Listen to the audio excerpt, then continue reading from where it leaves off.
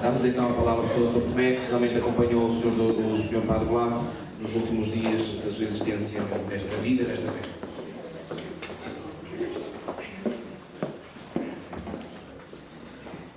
Eu, antes de começar, queria perguntar à Teresa, professora grandíssima da Luz, Sr. Padre João Mancuso, Sr. Padre Altim, a Presidente do nosso movimento Taruno, extensivo ao Dr. Padre Marcelo, que foi o continuador da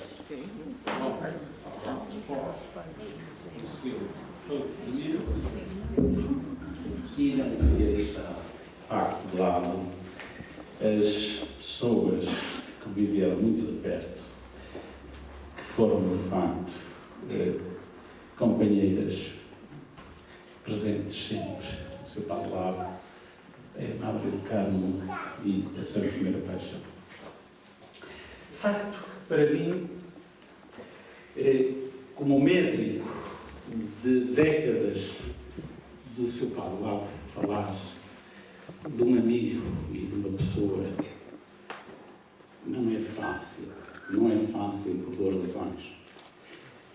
Primeiro, porque uma pessoa da eloquência do Sr. Padre Lavo e das virtudes e da inteligência com que ele e eu tínhamos os nossos encontros, exprimir isto em sentimento, por mais expressivas que fossem as palavras, poderia e podem ficar aquém do sentimento da profunda amizade que nos unia. Portanto, eu queria e gosto muito de falar de improviso, porque nas aulas que dou, de facto, normalmente falo de improviso, mas aqui, para não vos passar, eu fiz um rascunho e vou cingir-me um bocadinho a esse rascunho. Esta parte final ficou para mim, de facto, eu ouvi todos os testemunhos que aqui passaram e em todos eles eu privilégio, de todos nós que tivemos o privilégio divino, de acatarmos neste recanto, neste vale-támel, este homem incansável. Eu deixo já para vocês esta reflexão. O que é que seria de nós, do ponto de vista cultural, sem uma figura ímpar como foi o Sr. Padre Lavo? Deixo-vos esta primeira interrogação, para meditarmos. Seríamos melhores ou piores? Já sei que a resposta não podia ser outra. Bom, mas vamos então para não perder, porque senão começa a multiplicar. O Sr. Padre Lavo, este grande missionário, oriundo da Régua, e que Deus quis trazer para o Minho, e que nós tivemos esse privilégio, o disse divino, só por ser por ele catequizados, escutar a sua missão e não ficamos de qualquer modo algum, indiferentes à sua forma de vida, pela dedicação, pela entrega a todos, sem exceção de classes sociais, mas sempre orientado para os mais favorecidos da vida, os mais pobres, a todos repartiu da sua caridade, tendo nele um autêntico ósculo da perfeição. Testemunhar só esta parte final da vida do Sr. Padre Lavo seria para mim muito limitador. Seria um testemunho extremamente pobre. Porque falar na parte final da vida de um homem, na vida onde as forças já não existem, a fragilidade humana é evidente, seria de facto muito limitador, seria de facto fugir um pouco àquilo que foi o grande trabalhador, um incansável trabalhador da messe do Senhor, como todos sabemos, e que foi já muito aqui testemunhado. Desde muito jovem que iniciei a minha ligação espiritual ao seu Padre, desde a infância, desde a adolescência, posteriormente, já na fase adulta, o seu Padre começou a fazer parte, a entrar na minha vida, na vida de todos nós, e a sua vivência sacerdotal, a forma como exercia, tocava-nos de perto, cativava-nos, aproximava-nos cada vez mais dele, sentíamos bem junto dele, éramos felizes ao pé de si e, acima de tudo, havia tranquilidade, serenidade, alegria e, acima de tudo, um sentimento de que estávamos sob a influência do Divino, sob a influência de um Deus, que ele foi como ninguém discípulo, apóstolo. Penso mesmo que ele acreditava que mais seria impossível fazer neste sentido. Eu quero, desde já, afirmar que grande parte da minha educação, tal como a minha sobrinha o disse, devo-a à minha família, devo-a ao seu Padre Alcino e devo-a também, em parte, a maior parte, ao seu Padre. A minha formação, a minha educação moral, axiológica e até mesmo profissional, como médico e professor universitário, a ele eu devo, não tendo sequer termos ou palavras para exprimir esta imensa gratidão. Eles sempre sabem ou pensam que em todos que estão também como ele esteve, presentes nos momentos mais marcantes da nossa vida.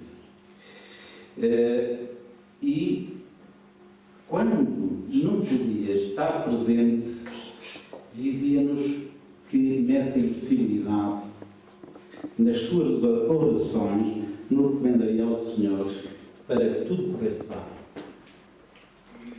Muitos dos presentes recordarão isso.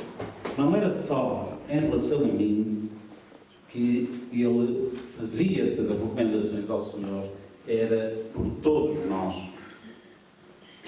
Esteve comigo quando recebi os sacramentos cristãos, os sacramentos que nos conduzem à santidade, que levam à perfeição na primeira comunhão, na comunhão solene, no crisma e no matrimónio. Mas ele estava sempre presente, mesmo na ausência física. Tal era a sua dimensão espiritual, a influência espiritual da sua vida nas nossas vidas, toda a sua mística, a que eu chamava de olavuana, uma mística olavuana, exercia em nós uma influência que nos moldava e transformava para a sua imitação.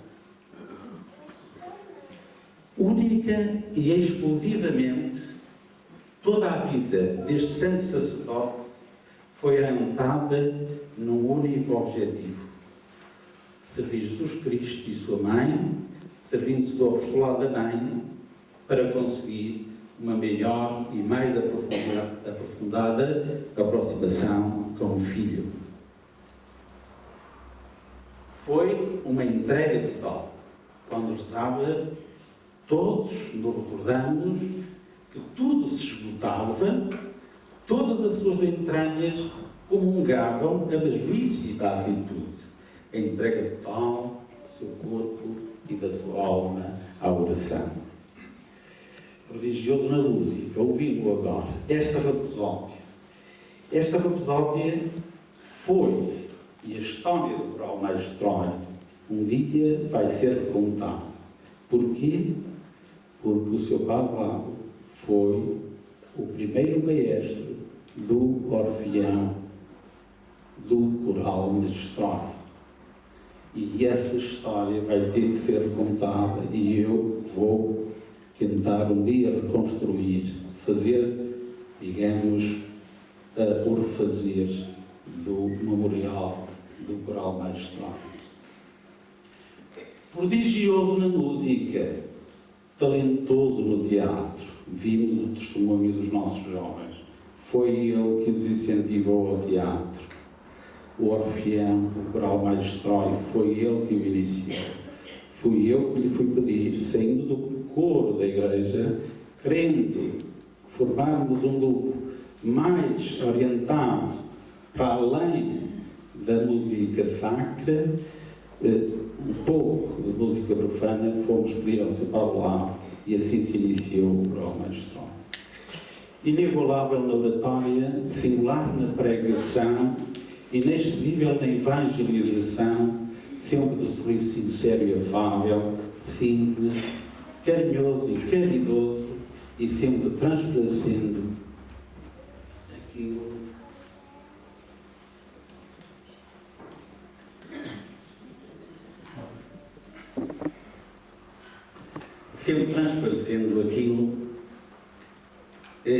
que realmente ele era um homem feliz e realizado na sua missão sacerdotal.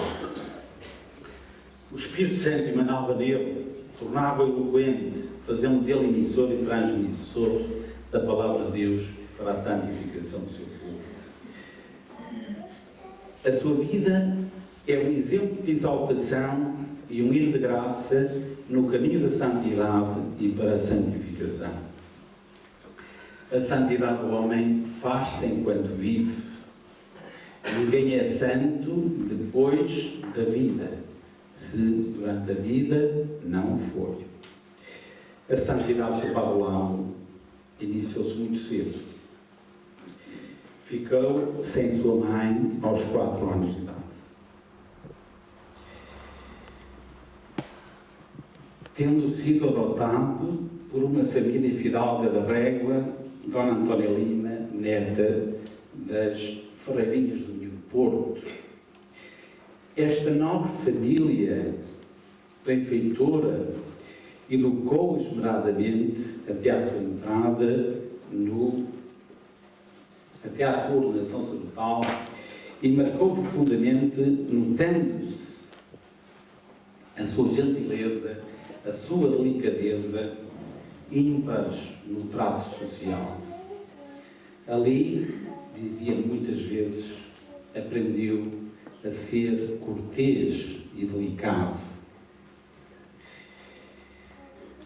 Talvez aqui se inicie, nesta fase da idade, a primeira e talvez a maior operação espiritual do seu Padre Lavo.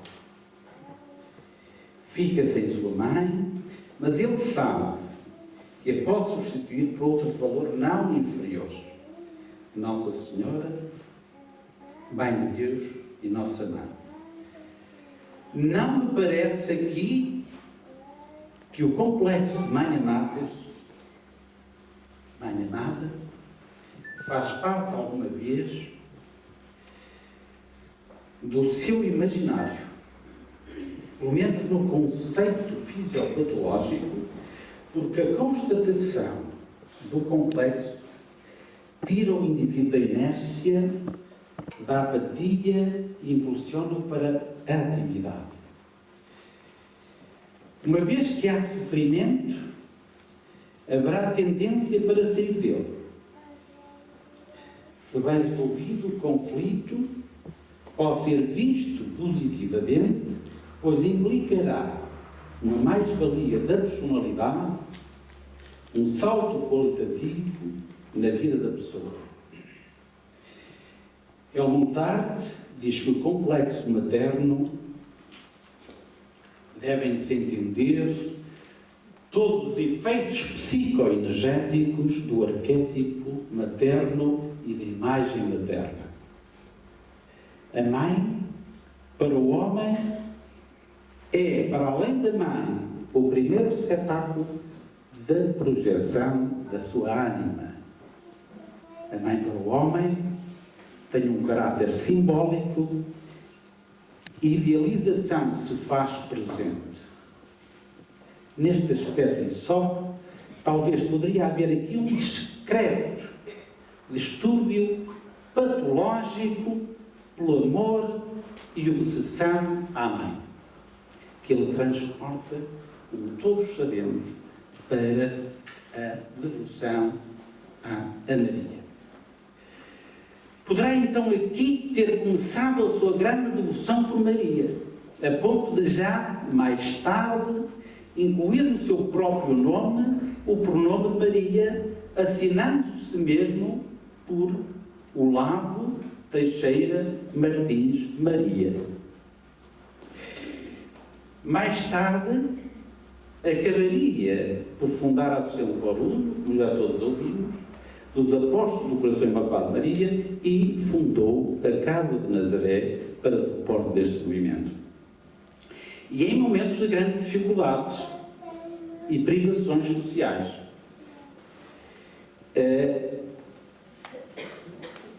Mas, como me dizia sempre, tantas vezes, a divina providência encarregava-se e nunca faltou nada.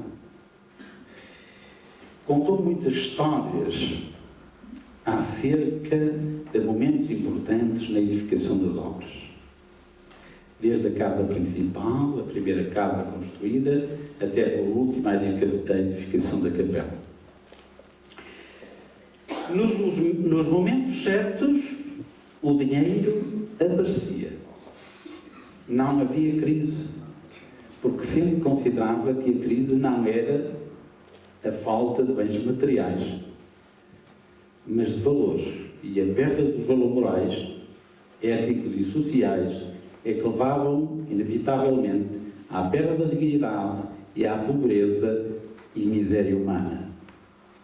Nunca como agora, o seu pensamento é tão atual e a sua valorização e aplicação tornariam esta sociedade mais justa, mais solidária, mais generosa e mais pura.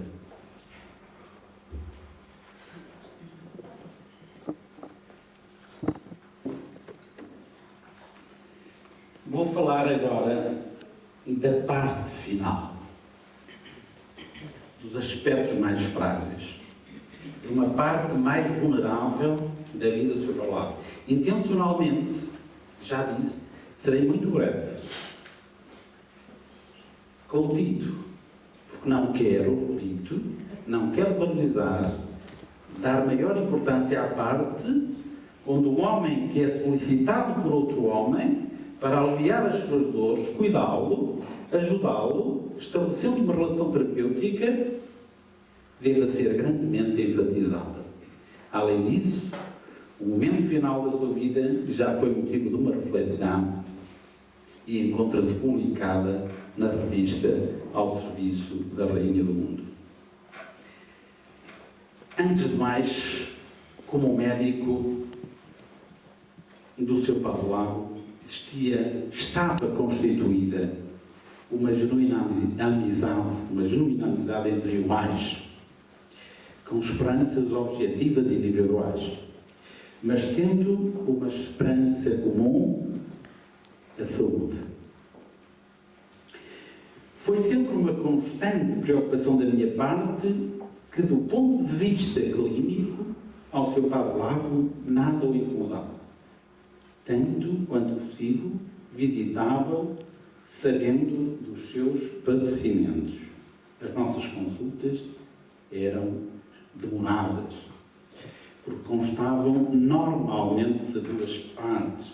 A primeira parte abordavam mais o aspecto físico, o aspecto patológico, o aspecto da doença, e numa segunda parte, uma parte muito mais demorada, em que abordávamos outros aspectos sociais que muito sempre interessaram ao seu Padre Lago, os aspectos sociais, políticos, religiosos, foram sempre motivos de grandes conversas entre os dois. Portanto, as nossas consultas eram para ele.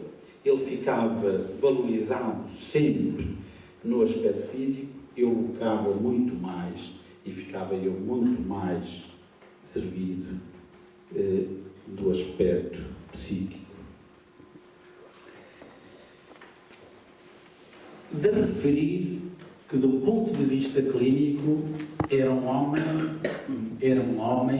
um bom paciente, acatava todos os conselhos médicos, cumpria-os rigorosamente, sem questionar, na grande maioria dos casos, as razões do ato médico. Lúcido, curioso, inteligente, queria saber pormenorizadamente o diagnóstico e a terapêutica, mas com uma resignação à dimensão da sua grande personalidade. Ele tinha uma fé inabalável e sempre dizia, rematava sempre, depois das nossas consultas, a divina misericórdia, a divina providência me acompanhe, entrego-me nas suas mãos. Uma frase sempre, repetidamente, terminada nas nossas consultas. A medicina era para este doente um sacerdócio, um bem considerável, um serviço divino. Várias vezes internado e submetido a diversas intervenções cirúrgicas, encarou sempre a doença como um desígnio de Deus, que leva o homem, através do sofrimento, à purificação, à santificação. Em muitos aspectos, achava muito semelhante a João Paulo II, na simplicidade, na generosidade, na gentileza, na fraternidade, na amizade para com os jovens, na cordialidade, na dor, no sofrimento, na alegria de viver e a forma como o fazia, na sua insaciável vocação e apostolado mariano. Acho mesmo, confesso, que o seu Padre Lago adotou antes de João Paulo II o Totus Tu Maria. Foi seu antecessor na vocação a Maria. Quem não se lembra dos retiros das Casas de 12 de Nazaré, da festa da Sagrada Família no início do ano, a visita da Nossa Senhora para os diferentes lugares, já aqui falado, a procissão dos Passos, já aqui também falada, e muitas outras ações. E assim os anos foram passando, os problemas de saúde foram-se velando, mas a velhice é um desígnio e como o pavio de uma vela de cera, o fim é um destino. Um dia, numas visitas regulares que aqui fazia, encontrei uma pessoa que cumprimentei e me disse: queria visitar o meu filho, que está internado no Hospital de São João do Porto, mas não tinha dinheiro para o comboio. Saí de casa, na direção do Rio de Carapézio. Ao passar à Casa da Areia, encontrei o Sr. Padre Lago, saudei e lhe contei a situação.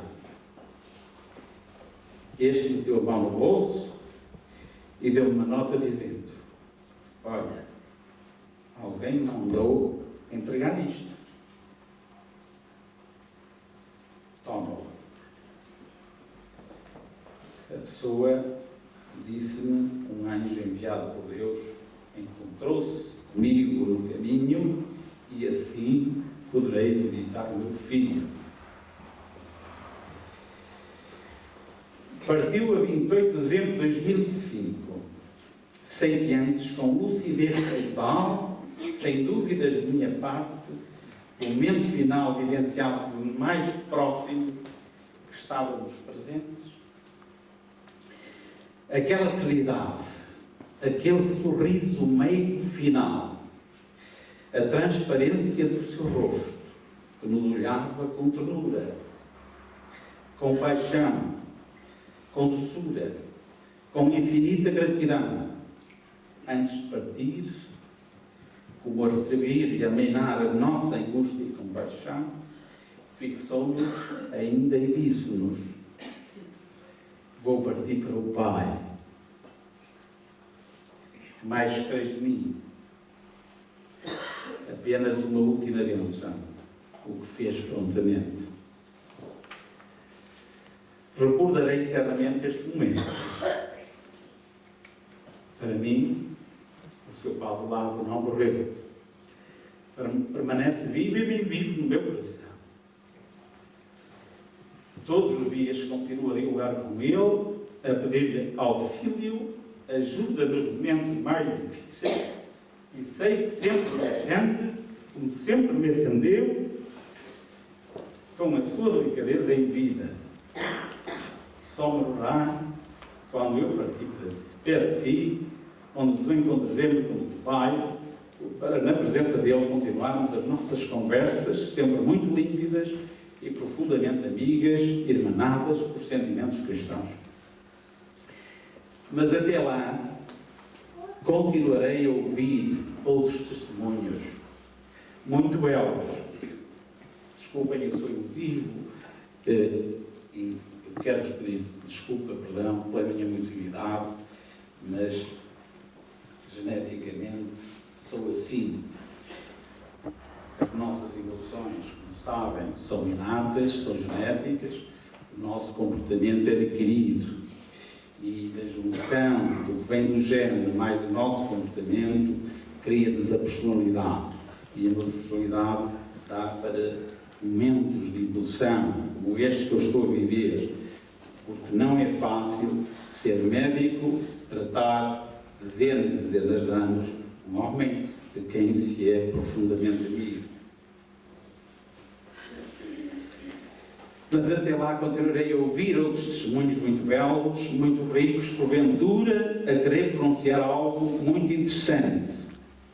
Porque, repito, a santidade do seu Padre Lavo, como todos sabemos, fez-se em vida. Meados de maio de 2011, mês e meio atrás, um casal entra no meu consultório muito preocupado. Porque a esposa sofre de uma situação de saúde grave. Já foi vista por outros médicos, é necessária uma intervenção cirúrgica urgente e delicada, e por indicação pediam a minha ajuda e intervenção. De facto, observei a doente e a situação clínica apontava para um diagnóstico reservado. Não dei a entender a minha preocupação, mas o casal apercebeu-se pela transparência do meu rosto.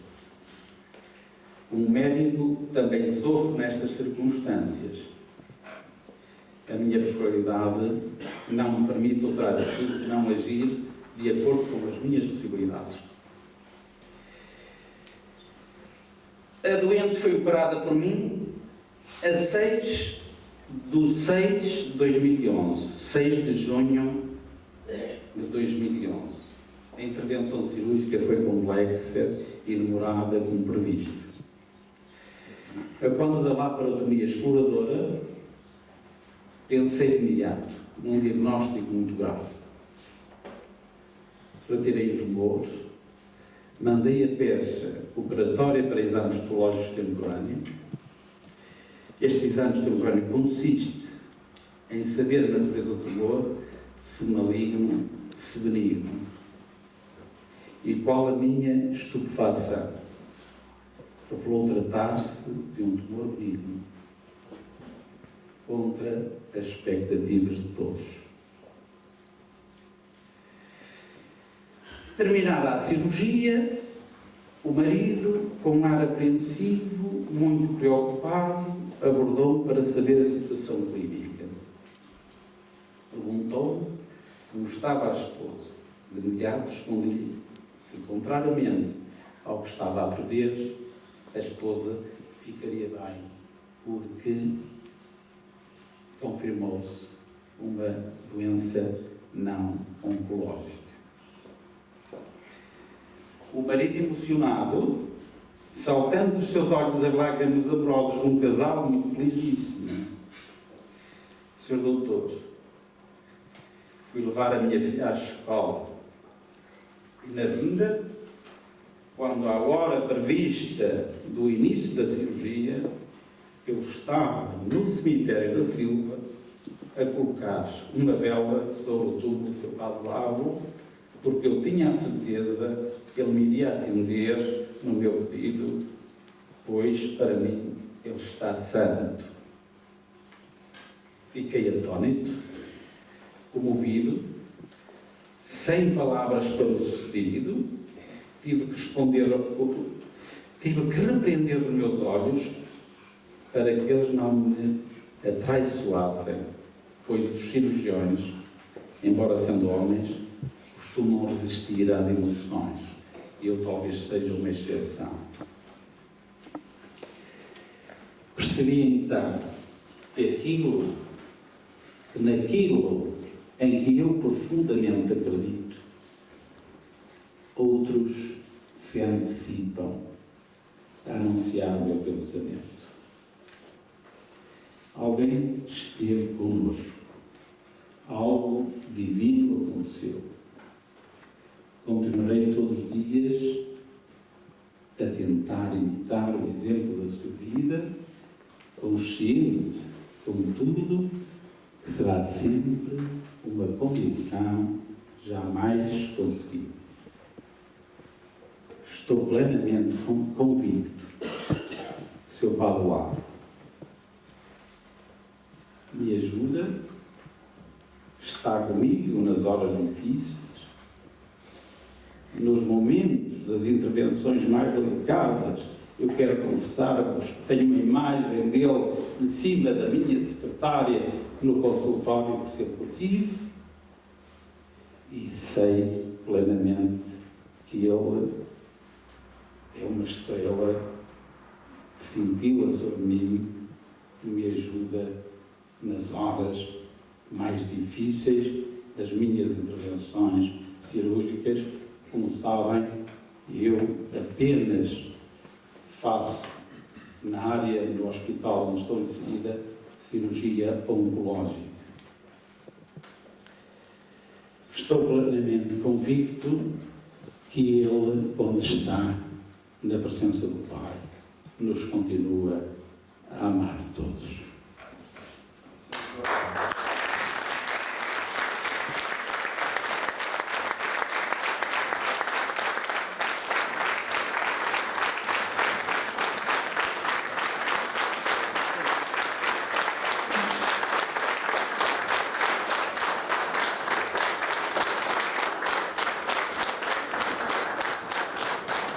O casal está cá presente na sala. Eu, por uma questão de ética, não digo o nome. Se eventualmente o casal se quiser pronunciar, é o momento de grande exaltação e de grande júbilo.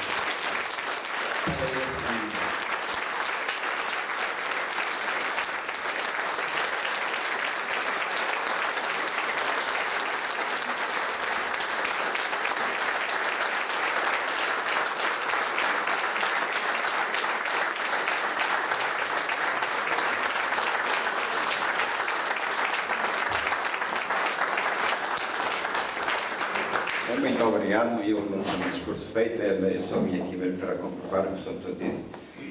De facto, fomos nós, foi uma situação muito complicada. Como conheci o Sr. Padre Lavo, estive aqui várias vezes. Tive muito aflito e teve muita fé e para mim a unção, que não é meio, e ele atendeu. Muito obrigado.